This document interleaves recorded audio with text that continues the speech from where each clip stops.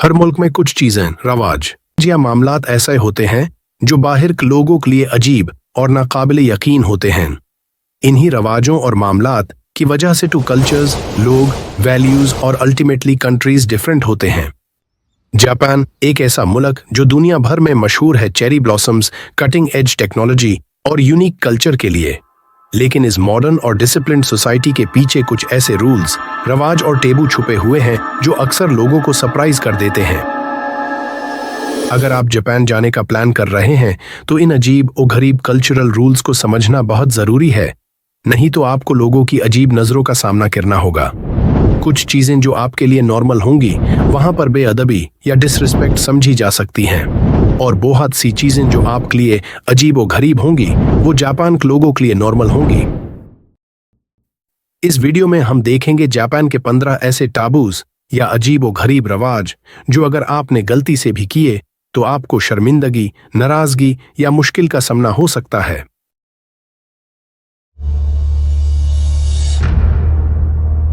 Japan में लोगों से एक्सपेक्ट किया जाता है कि वो अपना काम दिलो जान से करें, लेकिन ये प्रेशर कभी कभी हद से ज्यादा हो जाता है।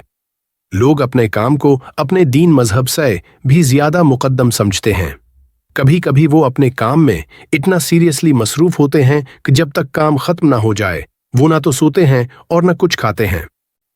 आपको ऐसे बहुत से लोग बसेस, ट्रेन्स और इवन अपने ऑफिसेज में भी नींद की ज्यादती से गिरते नजर आते हैं।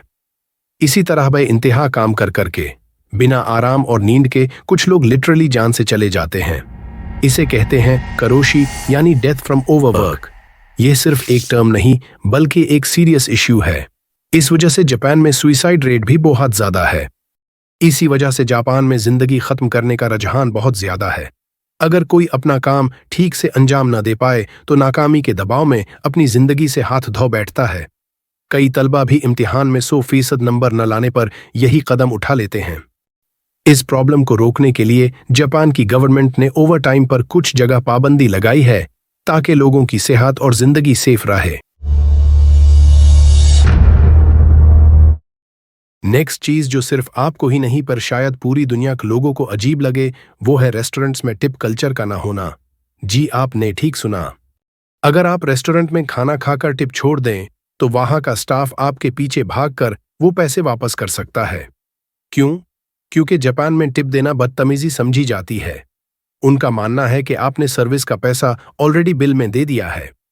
टिप देना ऐसे लगता है जैसे आप कह रहे हों कि अगली दफा बेहतर सर्विस दो, इस बार तुमने अच्छी सर्विस नहीं दी और अपने काम से इंसाफ नहीं किया। इसलिए वहां लोग ग्रैटिट्यूड पैसे से नहीं छोटी छोटी चीजों से दिखाते हैं, जैसे ओरिगामी गिफ्ट्स। जापान में सर्विस का स्टैंडर्ड नेचुरली हाई होता है बिना किसी एक्स्ट्रा पैसे के। दुनिया के कई मुल्कों में टैटूज फैशन और एक्सप्रेशन का जरिया हैं, लेकिन जापान में टैटूज को अच्छा नहीं समझा जाता। जापान में टैटूज शो करवाने वालों को लोग अच्छी नजर से नहीं देखते। इसकी वजह यह है कि जापान में टैटूज अक्सर याकुजा से रिलेट किए जाते हैं। याकुजा जापान में माफिया का ग्रुप का नाम है जो अक्सर क्रिमिनल होते हैं जो डिफरेंट क्राइम्स में इन्वॉल्व होते हैं। ऐसे ही टैटूज वाले लोगों को कई जगहों पर एंट्री नहीं मिलती, जैसे हॉट स्प्रिंग्स, जिम्स, पूल्स और कैप्सूल होटल्स। मतलब ऐसी प्लेसेस जहां पर लोग शर्ट्स के बिना आते जाते हैं। ऐसी अक्सर प्लेसेस के बाहर साइंस लगाए होते हैं और इन पर लिखा होता है कि टैटूज वाले लोगों की एंट्री मना है। आजकल फॉरेनर्स को थोड़ा रिलैक्सेशन मिलता है, लेकिन उन्हें भी टैटूज कवर करना जरूरी होता है। ये एटीट्यूड आहिस्ता आहिस्ता बदल रहा है, लेकिन अभी भी कई लोग टैटूज को सस्पिशन की निगाह से देखते हैं या ऑफेंसिव समझते हैं। अगर आप कभी पब्लिक ट्रांसपोर्ट जैसे किसी लोकल बस में सफर कर रहे हों और किसी बुजुर्ग या लेडी को बस में सीट न मिले तो आप कोर्टेसी में उन्हें अपनी सीट ऑफर कर देते हैं। लेकिन जापान में ऐसा आदाब के खिलाफ समझा जाता है। पब्लिक ट्रांसपोर्ट में अगर आप किसी बुजुर्ग को सीट दे दें तो वहां ये जरूरी नहीं कि उसे अच्छा समझा जाए। जापान में हर बस या ट्रेन में प्रायोरिटी सीट्स होती हैं जो बुजुर्ग या डिसेबल्ड लोगों के लिए होती हैं। ये सीट्स इन लोगों के लिए पहले से रिजर्व्ड होती हैं, लेकिन जनरल सीट्स पे अगर आप किसी को सीट देते हैं तो वो लोग अनकंफर्टेबल फील कर सकते हैं। उनका मानना है कि हर शख्स बराबर है और किसी को वीक या बेचारा दिखाना उन्हें पसंद नहीं। अगर आप वाकई सीट देना चाहते हैं तो ऐसे करें कि वो ऑकवर्ड फील ना करे, जैसे उठकर चुपचाप सीट छोड़ देना या जैसे आप प्रिटेंड करें कि आप अगले स्टॉप पर उतरने वाले हैं।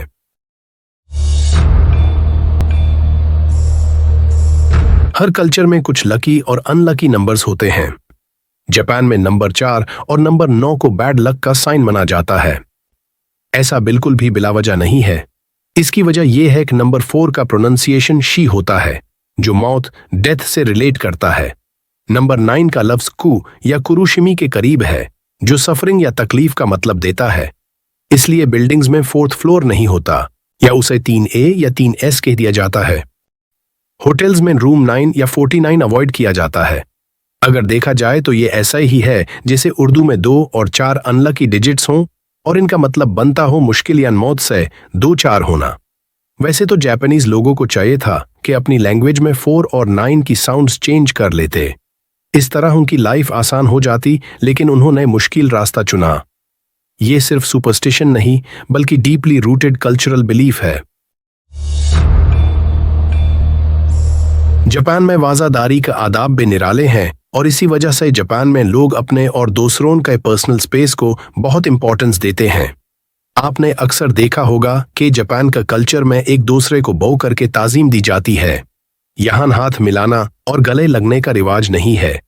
इवन सेम जेंडर के लोग बे हाथ मिलाने और गले लगने को अच्छा नहीं समझते और दूर से हेलो हाई पर इक्तिफा करते हैं। आप चाहे किसी से मिल रहे हों या दोस्ती कर रहे हों, बिना परमिशन टच करना या इवन हैंडशेक करना वहां अच्छा नहीं समझा जाता। जापानीज लोग बो करके एक्चुअली रिस्पेक्ट शो करवाते हैं। याद रखें, कोई जापानीज जितना ज्यादा झुकेगा उतना ही ज्यादा वो दूसरे को रिस्पेक्ट दे रहा होगा।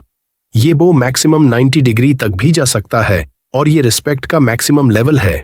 स्टेटस, उम्र या किसी भी वजह से रिस्पेक्ट ऊपर नीचे होने से झुकने का एंगल भी बदलता है। पब्लिक जगहों पर जैसे मॉल्स, स्टेशंस या ट्रेन्स में किसी को छूना या हग करना उनके लिए अनकंफर्टेबल हो सकता है। तो जापान में हमेशा डिस्टेंस और रिस्पेक्ट का ख्याल रखें।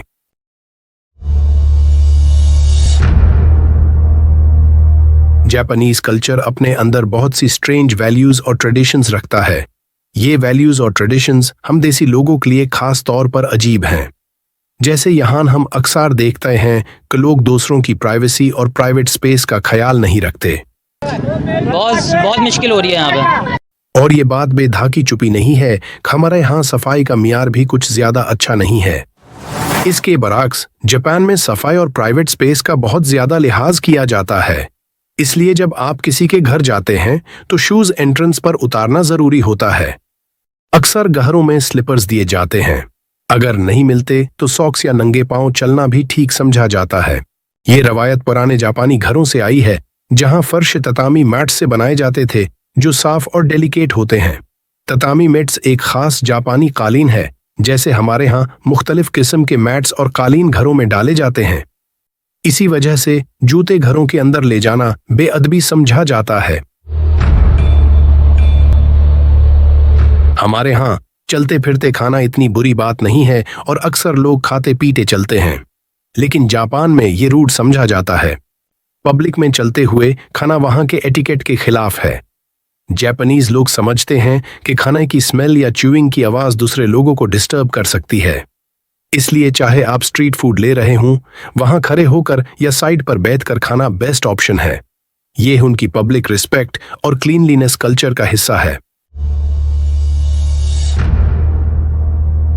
जापान में चॉपस्टिक्स का यूज बहुत प्रिसाइज होता है। क्या आप जानते हैं ये चॉपस्टिक्स क्या हैं? जैसे हमारे यहाँ स्पून्स और फोर्क्स यूज होता है, जापान में मेनली चॉपस्टिक्स यूज होती हैं, जो 2 छोटी सी वुडन स्टिक्स होती हैं जिनसे खाना खाया जाता है। अगर आप चॉपस्टिक्स से किसी को फूड पास करते हैं तो आपको जापान में बुरी नजरों का सामना करना पड़ेगा।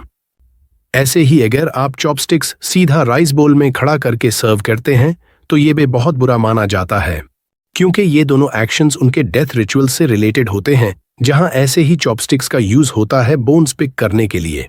अगर आपने ये गलती की तो लोग समझेंगे कि आप उनकी कल्चर को डिसरिस्पेक्ट कर रहे हैं।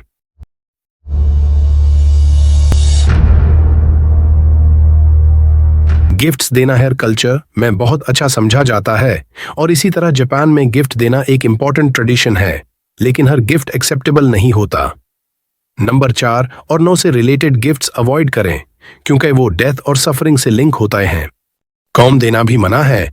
कॉम को जापानीज में कुशी कहा जाता है और जापानीज लैंग्वेज में कू का मतलब सफरिंग और शी का मतलब डेथ होता है।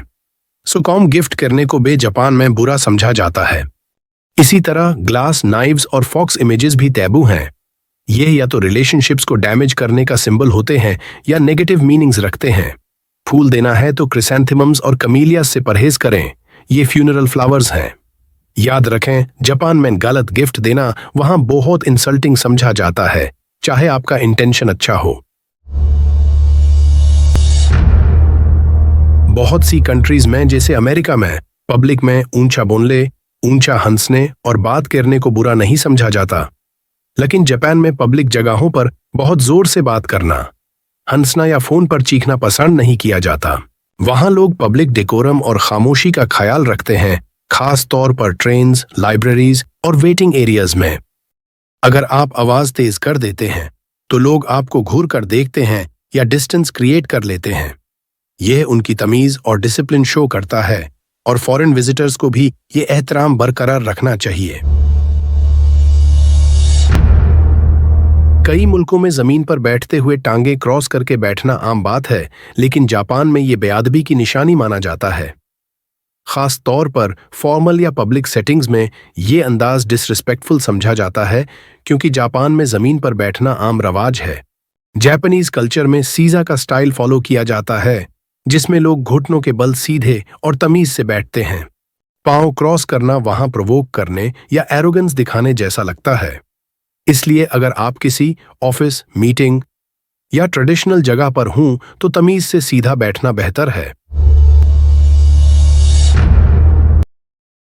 जापान के बारे में सोचें तो हमारे माइंड में मॉडर्न इलेक्ट्रॉनिक्स, बुलेट ट्रेन और टेक्नोलॉजी एडवांसमेंट आती है, लेकिन जापान में एक रिवाज बहुत बैकवर्ड लगता है। जापान में कुछ सीक्रेट जगह ऐसी हैं जहां खवातीन का जाना माना है अब तक। जी हां, आज 21वीं सदी में भी ऐसा है। जैसे माउंट ओमिने और ओकिनोशिमा आइलैंड, जो यूनेस्को हेरिटेज साइट्स हैं, वहां खवातीन अलाउड नहीं हैं। यह माना जाता है कि खवातीन सीक्रेट जगह को पोल्यूट करती हैं, जो पुरानी सोच का हिस्सा है। इसी तरह खवातीन सुमो रिंग्स में भी एंटर नहीं हो सकती और डिवोर्स के 3 महीने तक लीगली दोबारा शादी भी नहीं कर सकती। ये सब रूल्स दिखाते हैं कि जेंडर इक्वालिटी अभी भी एक चैलेंज है, जापान जैसे एडवांस्ड मुल्क में भी। जो मुल्क और लोग अपने कल्चर से बहुत ज्यादा अटैच्ड होते हैं, वहां इस तरह के रस्म और रवाज आम है। जैसे इंडिया, चाइना और बहुत से दीगर ममालिक में भी ऐसी ट्रेडिशंस आम हैं जिनमें जेंडर इनइक्वालिटी नजर आती है। जापान में नेक्स्ट टैबू या अजीब बात स्मोकिंग से रिलेटेड है। वैसे तो ऐसा दुनिया हर मुल्क में होना चाहिए, लेकिन अमेरिका, यूरोप और बहुत से तरक्की याफ्ता ममालिक में भी ऐसा नहीं। जैसे जापान में स्मोकिंग स्ट्रिक्टली कंट्रोल की जाती है। आप पब्लिक एरियाज जैसे स्कूल्स, हॉस्पिटल्स और फुटपाथ्स पर स्मोकिंग नहीं कर सकते। वहां डेजिग्नेटेड स्मोकिंग एरियाज बनाए गए हैं। अगर कोई उन रूल्स को तोड़े तो उस पर हेवी फाइन लगता है। पहले जापान के रेस्टोरेंट्स में आराम से स्मोकिंग होती थी, लेकिन 2020 के बाद इंडोर स्मोकिंग बैन हो गई, स्पेशली टोक्यो में। यह लॉ ओलंपिक्स से पहले इंट्रोड्यूस हुआ था तो promote a smoke free Japan. तो अगर जापान जा रहे हैं, सिगरेट जलाने से पहले स्मोकिंग जोन का पता जरूर करें, वरना आप मुश्किल में आ सकते हैं। टाइम्स बदल गए हैं और जापान भी। सीटी बजाना काफी कल्चर्स में अच्छा नहीं समझा जाता, लेकिन जापान में रात को सीटी बजाना खास तौर पर बुरा साइन माना जाता है। पुरानी कहानियों के मुताबिक सीटी बजाना सांप या बुरी रूहों को बुलाने का जरिया होता था। एक लेजेंड के मुताबिक चोर सीटी से एक दूसरे से कम्युनिकेट करते थे। इसलिए अगर आप रात को सीटी बजाते हैं तो लोग समझ सकते हैं कि आप चोर या शैतानी इरादों वाले हैं। बचपन से ही बच्चों को मना किया जाता है कि वो रात को सीटी न बजाएं, और आज भी ये ट्रेडिशन काफी सीरियस लिया जाता है। तो ये थे जापान के 15 कल्चरल टैबू, कुछ अजीब, कुछ सरप्राइजिंग, लेकिन हर एक इम्पॉर्टेंट है। अगर आप जापान का सफर करने जा रहे हैं तो इन पॉइंट्स का ख्याल रखना बहुत जरूरी है। ऐसी और इंटरेस्टिंग वीडियोस के लिए चैनल को सब्सक्राइब करें और कमेंट्स में बताएं कि आपको कौन सा तहबू सबसे ज्यादा सरप्राइजिंग लगा।